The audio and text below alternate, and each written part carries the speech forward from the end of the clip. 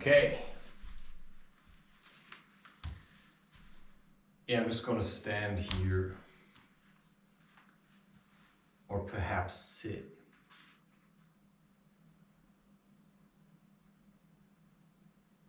Hard to say what feels adequate. Yeah. Just a bit of comfort. Just finished cleaning.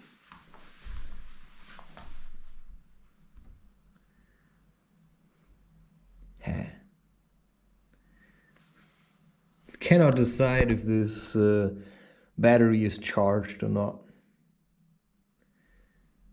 Oh, damn. Okay, let's just see. Maybe it keeps charging while it's connected. Peter Pan, Chapter 6.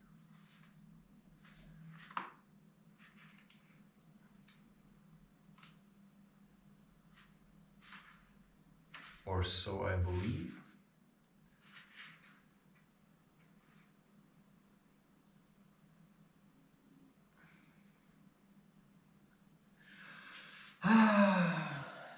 Yeah, Wendy was shot by Tootles. Chapter 6, The Little House.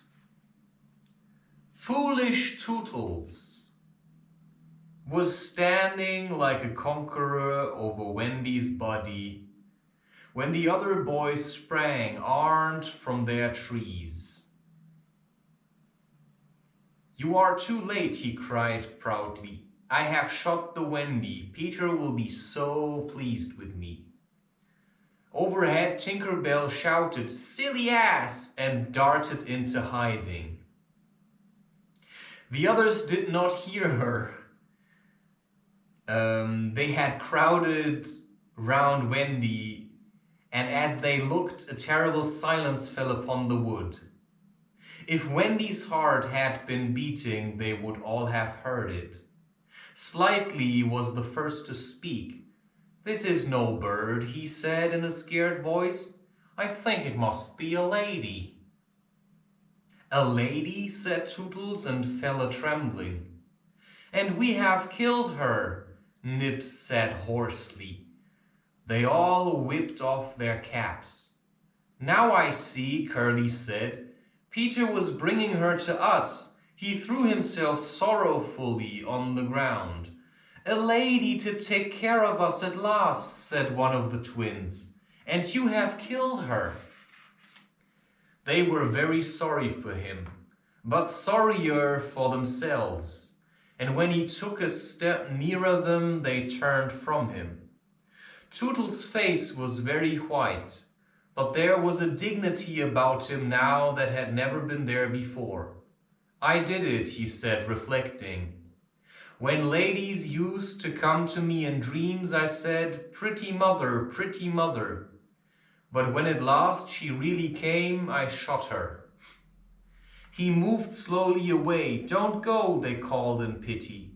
"I must," he answered, shaking. "I am so afraid of Peter." It was at this tragic moment that they heard a sound which made the heart of every one of them rise to his mouth. They heard Peter crow.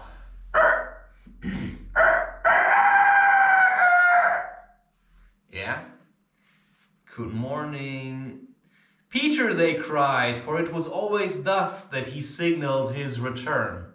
"Hide her," they whispered, and gathered hastily around Wendy. But Tootles stood aloof.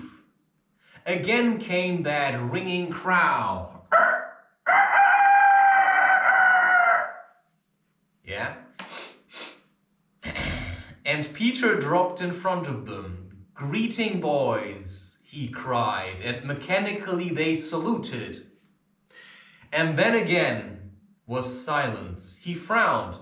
"I am back," he said hotly. "Why do you not cheer?" They opened their mouths, but the cheers would not come. He overlooked it in his haste to tell the glorious tidings. "Great news, boys," he cried. "I have brought at last a mother for you all." Still no sound, except a little thud from Tootles as he dropped on his knees.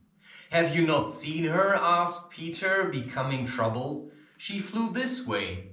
"Ah me," one voice said, and another said, "Oh, mournful day."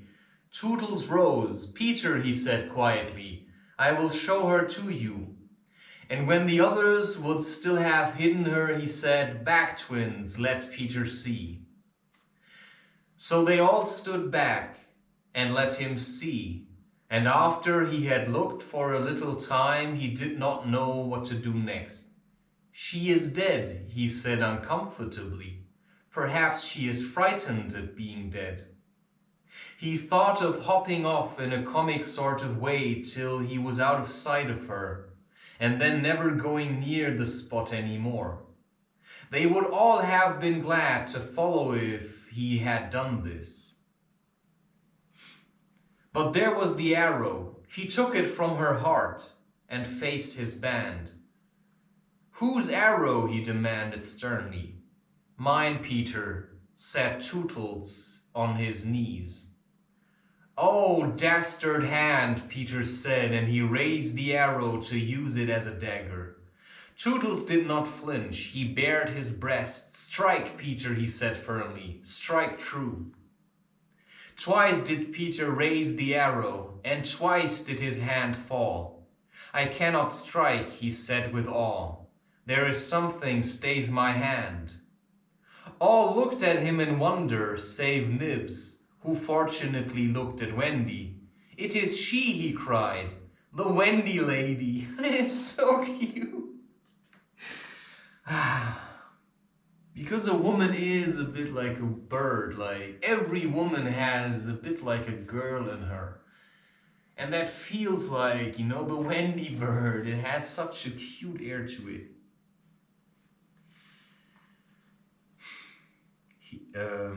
"I cannot strike," he said with awe. "There is something stays my hand."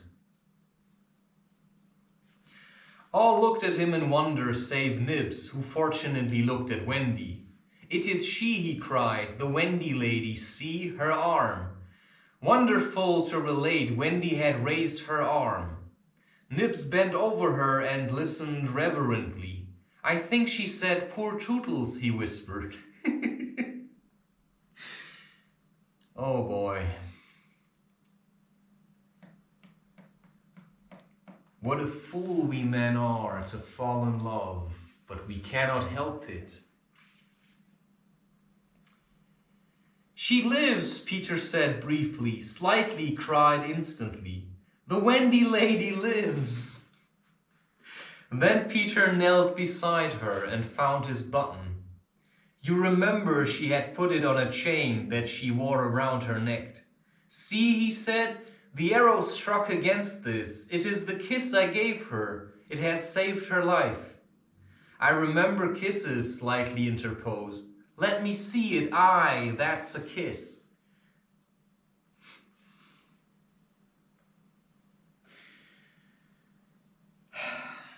Beware us of growing up too fast. And always remember the little boy that lives somewhere on an island in your mind, having adventures all day long. That's what I said. It's what the book says. Just remember this boy. Peter did not hear him. He was begging Wendy to get better quickly, so that he could show her the mermaids. Of course, she could not answer yet, being still in a frightful faint. But from overhead came a wailing note. "Listen to Tink," said Curly. "She is crying because the Wendy lives." Then they had to tell Peter of Tink's crime. And almost never had they seen him look so stern. "Listen, Tinker Bell," he cried. "I am your friend no more. Begone from me forever." She flew on to his shoulder and pleaded, but he brushed her off. Not until Wendy again raised her arm did he relent sufficiently to say, "Well, not forever, but for a whole week." Do you think Tinker Bell was grateful to Wendy for raising her arm? Oh dear, no. Never wanted, oh dear no, never wanted to pinch her so much. Fairies indeed are strange, and Peter, who understood them best, often cuffed them. But what to do with Wendy in her present delicate state of health? Let us carry her down into the house, Curly suggested. I said slightly. That is what one does with ladies. No, no, Peter said. You must not touch her. It would not be sufficiently respectful. That, said slightly, is what I was thinking. But if she lies there, Tootles said, she will die. Aye, she will die, Slightly admitted. But there is no way out. Yes, there is, cried Peter. Let us build a little house round her. They were all delighted. Quick, he ordered them. Bring me each of you the best of what we have. Gut our house, be sharp. In a moment they were as busy as tailors the night before a wedding. They scurried this way and that, down for bedding, up for firewood, and while they were at it, who should appear but John and Michael? As they dragged along the ground, they fell asleep, standing, stopped, woke up, moved another step, and slept again. John, John, Michael would cry, wake up, where is Nana, John, and Mother? And then John would rub his eyes and mutter, it is true, we did fly. You may be sure they were very relieved to find Peter. Hello, Peter, they said. Hello, replied Peter amicably, though he had quite forgotten them. He was very busy at the moment measuring Wendy with his foot to see how large a house she would need. Of course, he meant to leave room for chairs and a table. John and Michael watched him. Is Wendy asleep? They asked. Yes. John, Michael proposed. Let us wake her and get her to make supper for us. But as he said it, some of the other boys rushed on, carrying branches for the building of the house. Look at them, he cried. Curly, said Peter in his most captainy voice, see that these boys help in the building of the house. Aye, aye, sir. Build a house, exclaimed John. For the Wendy, said Curly. For Wendy, John said aghast. Why, she's only a girl. That, explained Curly, is why we are her servants. Yes, said Peter, and you also. Away with them. The astounded brothers were dragged away to hack and hew and carry. Chairs and a fender first, Peter ordered. Then we shall build a house round them. Aye, said Slightly, that is how a house is built. It all comes back to me. Peter thought of everything. Slightly, he ordered. Fetch a doctor. Aye, aye, said Slightly at once and disappeared, scratching his head. But he knew Peter must be obeyed, and he returned in a moment, wearing John's hat and looking solemn. Please, sir, said Peter, going to him, are you a doctor? See, they're only playing it. Which is why, in a way, you must grow up, so you'll start being serious. So, in a way, you must remember what you did before, so you can pick up where you left off. If you always keep forgetting everything, you know, there's a point to letting go, but you also have to remember the steps you have taken so you know right? It's like connecting the dots, right? You have to know how you get where you have been. Connecting the dots I got from this speech by Steve Jobs. I said Slightly, that is how a house is built. It all comes back to me. Okay, now it's the doctor. Please, sir, said Peter, going to him, are you a doctor? The difference between him and the other boys at such a time was that they knew it was make-believe, while to him make-believe and true were exactly the same thing. This sometimes troubled them, as when they had to make believe that they had had their dinners. Oh, if they broke down in their make-believe, he rapped them on the knuckles. Yes, my little man, anxiously replied Slightly, who had chapped knuckles. Please, sir, Peter explained, a lady lies very ill. She was lying at their feet, but Slightly had the sense not to see her. Tut, tut, tut, he said. Where does she lie? In yonder glade. I will put a glass thing in her mouth, said Slightly, and he made believe to do it while Peter waited. It was an anxious moment when the glass thing was withdrawn. How is she? Inquired Peter. Tut, tut, tut, said Slightly. This has cured her. I am glad, Peter cried. I will call again in the evening, Slightly said. Give her beef tea out of a cup with a spout to it. But after he had returned the hat to John, he blew big breaths, which was his habit on escaping from a difficulty. In the meantime, the wood had been alive with the sound of axes. Almost everything needed for a cozy dwelling already lay at Wendy's feet. If only we knew, said one, the kind of house she likes best. Peter, shouted another, she is moving in her sleep. Her mouth opens, cried a third, looking respectfully into it. Oh, lovely! Perhaps she is going to sing in her sleep, said Peter. Wendy, sing the kind of house you would like to have. Immediately, without opening her eyes, Wendy began to sing. I wish I had a pretty house, the littlest ever seen, with funny little red walls, a roof of mossy green. They gurgled with joy at this, for by the greatest good luck the branches they had brought were sticky with red sap, and all the ground was carpeted with moss. As they rattled up the little house, they broke into song themselves. We've built the little walls and roof and made a lovely door. So tell us, Mother Wendy, what are you wanting more? To this she answered rather greedily, Oh, really, next I think I'll have gay windows all about, with roses peeping in, you know, and babies peeping out. But of course she's far too young to give birth. So in order to be a proper mother, she'd have to grow up.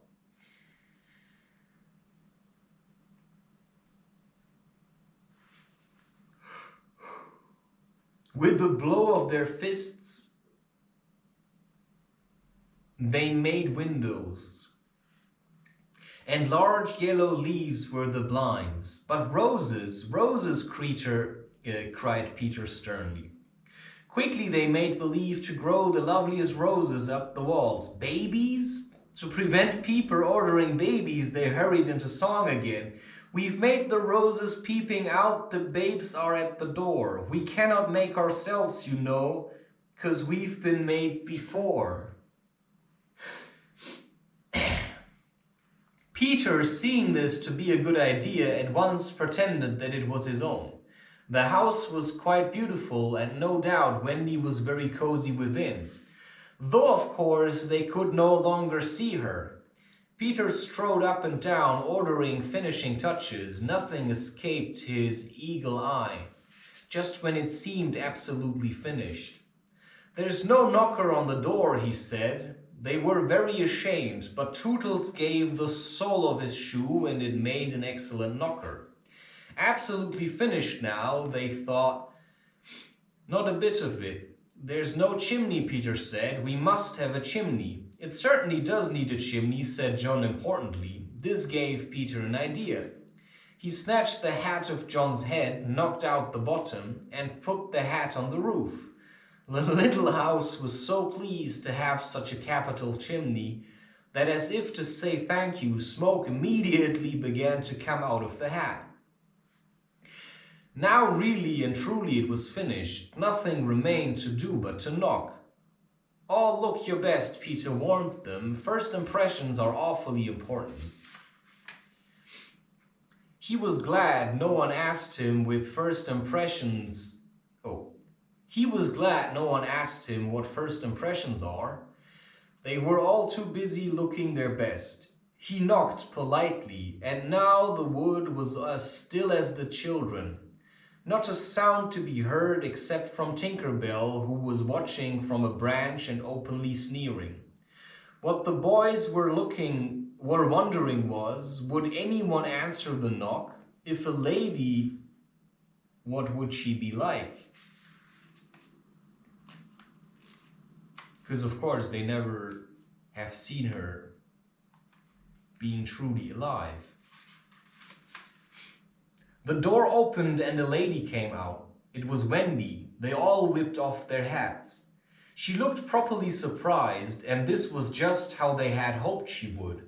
"Where am I?" she said. Of course Slightly was the first to get his word in. "Wendy lady," he said rapidly, "for you we built this house."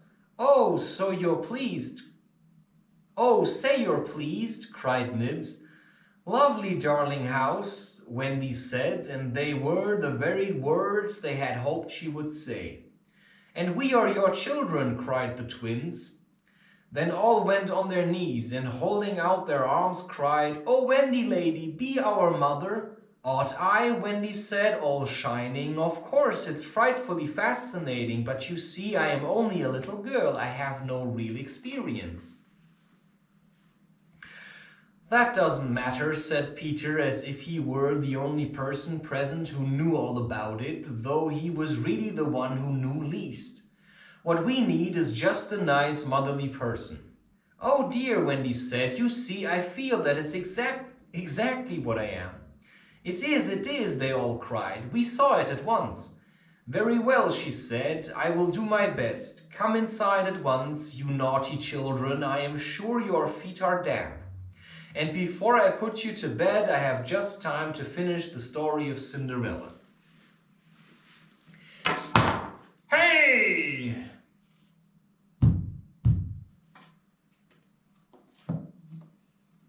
Yeah, it's all this, Of course, as a man, I don't think you want to be treated as a naughty boy. I think you'd want to be treated as a man by a woman, and not like a naughty boy. But of course there are women who like to play such games, just to act as though they are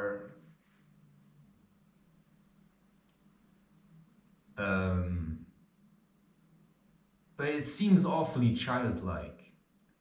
I think it's a difference to make love to a woman or to make believe. I mean, sure, if it's kind of like kinky, of course. I'm just saying.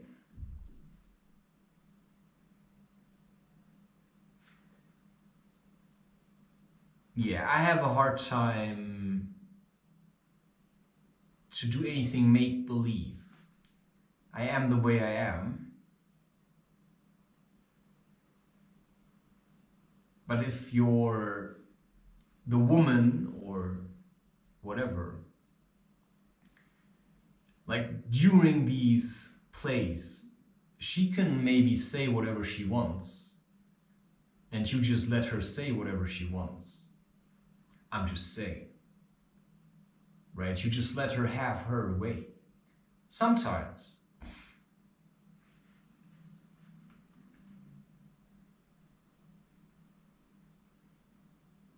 I don't know, some women just do these things and you just say nothing.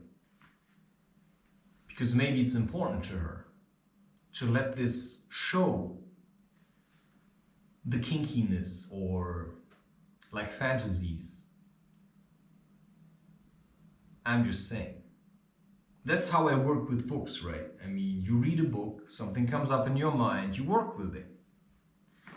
But unless there's really a woman, it's just going to be imagination. And that's just going to get you frustrated.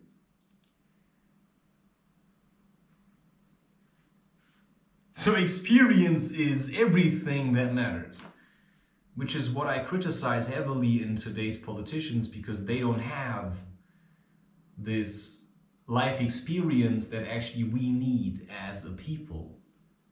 So a chief had to go through all kinds of challenges and then come out like the strongest.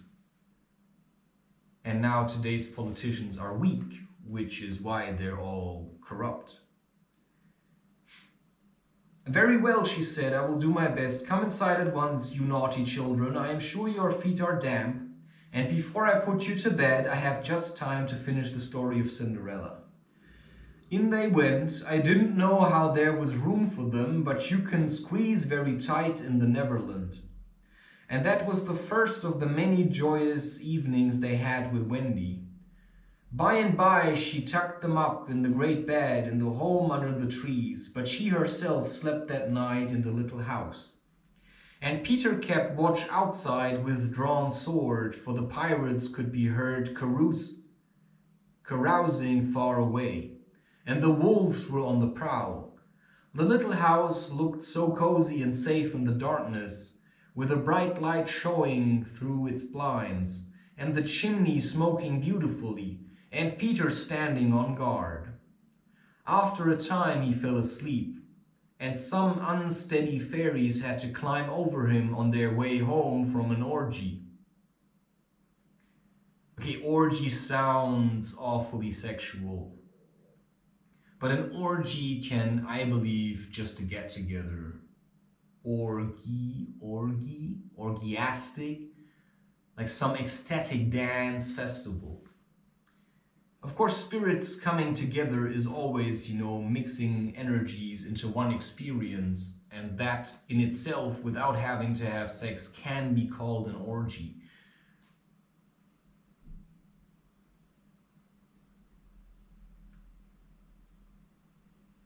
Any of the other boys obstructing the fairy path at night they would have mischieved, but they just tweaked Peter's nose and passed on, because they respect him. I'm just saying. So, this is the end of the chapter, by the way. So I am constantly doubting whether I should ever make like real music sets that you could dance to. I would like to. It is certainly a challenge. I'm not sure if I want to. I want to, but it's just what people do with it. Because then they do some kind of underground party thing, play my music in some kind of a dungeon. Because this other stuff that I do for the yoga sessions, I don't think that can be abused. Because it's, you cannot really dance to this. So part of me just thinks I'm just going to keep on doing this.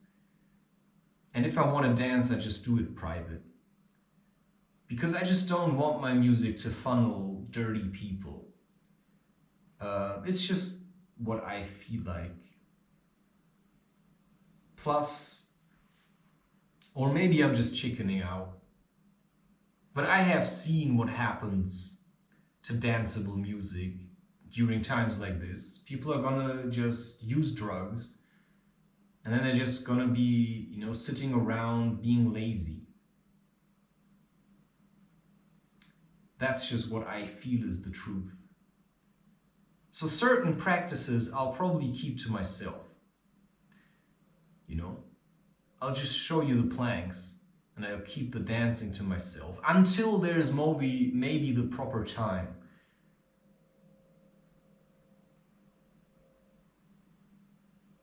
Like proper festivals or something. But yeah. I simply stay away from all these people who are becoming like mushroom cults or whatever. Because you have to grow up, man. That's what I'm telling you. You have to grow up. These dance festivals, they're lacking form. They're all just... We're talking about stability, about hardening, about